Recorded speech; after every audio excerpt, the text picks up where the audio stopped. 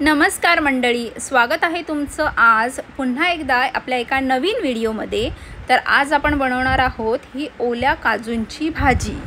तर अगदी आपण हे काजू कसे सोलायचे, कसे स्वच्छ करायचे, कसे त्याच्यातला गर काढायचा, ही सगळी प्रोसेस आज आपण या व्हिडिओमध्ये बघणार आहोत।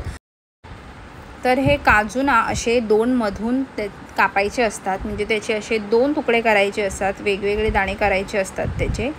तर हे प्रोसेस करताना ना आपली स्किन जरा सांभाळायची असते, म्हणजे हातात काहीतरी घालायचं जमत असेल तर, आणि आपले पाय वगैरे असतात ते थोडे बंद झाकून ठेवायचे असतात, कारण त्याचा जो डीग असतो ना तो खूप वाईट असतो, तो जर अंगावर उडाला की ती जखम होऊ शकते यासाठी।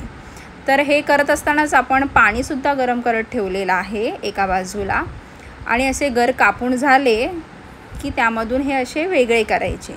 आता वेगळे केल्यानंतर त्याच्यावरची जी साल असते ना तीसुद्धा आपल्याला काढायची असते।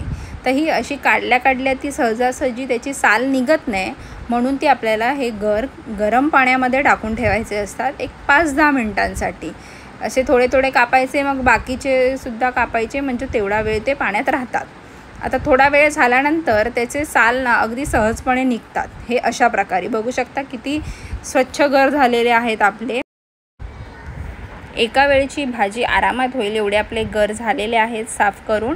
तर हे आम्ही रात्री केले होते, ते आता फ्रीजमध्ये ठेवून आपण उद्यासाठी याची भाजी बनवणार आहोत। मस्तपैकी सकाळ झालेली आहे, चला तर मग भाजी बनवूया। एका कढईमध्ये 2 मोठे चमच एवढं तेल घ्यायचं आहे। तेल तापलं की त्यामध्ये राई जिऱ्याची फोडणी द्यायची आहे। फोडणी चांगली तडतडली की त्यामध्ये बारीक चिरलेला लसूण आणि बारीक चिरलेला कांदा टाकायचा आहे। आपण जशा नॉर्मली सगळ्या भाज्या बनवतो ना तशीच ही आहे। आता ती कशी ती सुद्धा बघूया। आता हे सगळं तेलामध्ये चांगलं परतून घ्यायचं आहे।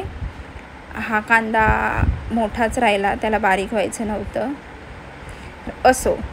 तर चांगलं हे परतून झाल्यानंतर त्यामध्ये हिंग टाकायचं आहे। हिंग टाकून झालं की बारीक चिरलेला टोमॅटो टाकायचा आहे। आता टोमॅटो टाकल्यानंतर तो सुद्धा तेलामध्ये चांगला परतायचा आहे, अगदी चांगला शिजेपर्यंत। त्यानंतर मसाले घेऊया। त्यामध्ये हळद, गरम मसाला आणि धणे पावडर सुरुवातीला आपण एवढे टाकून घेऊया आणि पुन्हा एकदा परतूया, नाहीतर ते खालून करपतील। गॅस स्लोच ठेवायचा आहे तरीसुद्धा। त्यानंतर टाकायचे आहे 2 चम्मच, मी टाकते आमच्या तिखट मसाल्यानुसार 2 चम्मच एवढे लाल तिखट मसाला टाकला आहे। आता यानंतर घेऊया कांदा आणि खोबरं याचं वाटण। आता हा कांदा आणि खोबरं चांगलं भाजायचं आणि मिक्सरला लावून याचं वाटण तयार करायचं। तर ते घेऊया आपल्या भाजीच्या क्वांटिटीनुसार। आणि त्यानंतर सकाळी मी पुन्हा एकदा स्वच्छ धुतले होते हे काजू, तर ते काजू आपण सगळे यामध्ये ॲड करणार आहोत। या काजूंना आता चांगल्या या मसाल्यांसोबत मिक्स करून घेऊया। आणि यानंतर मी एक ऑप्शनल म्हणजे बटाटा टाकणार आहे, कारण आपली जर काजूंची क्वांटिटी तेवढी नसेल आणि आपल्या घरात जास्त लोक असतील तर बटाटा हा असतो ना सगळ्या भाजीमध्ये सोबती, तसा ह्याच्यासोबतही आपण ॲड करूया।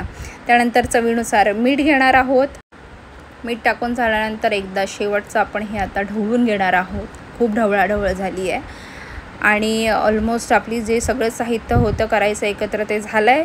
आणि आपण यामध्ये बटाटा आणि काजू शिजण्यासाठी मी साधारण अर्धा ग्लास एवढं पाणी टाकणार आहे। जास्त पातळ ही भाजी मला नको होती, जेवढी पातळ भाजी हवी तेवढं पाणी टाका आणि मस्तपैकी आपला बटाटा आणि शिजवून घ्या।